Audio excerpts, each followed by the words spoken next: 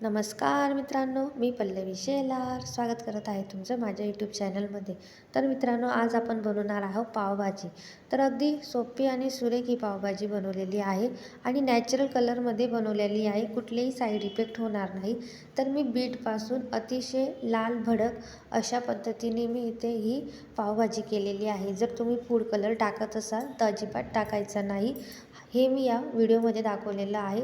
तर हा लवकरच व्हिडिओ 1 वाजता येणार आहे. तर तुम्ही नक्की जाऊन आपल्या चॅनलला सबस्क्राईब करा आणि बघा की नॅचरल पद्धतीने बीटच्या कलरनुसार पावभाजी कशी बनते. तर मित्रांनो, मी सर्व प्रकारच्या भाज्या याच्यामध्ये ॲड केलेल्या आहे. 2 प्रकारचे पाव दाखवलेले आहे. 2 प्रकारचे पाव पण दाखवलेले आहे. एक कोरिएंडर आणि एक गार्लिक.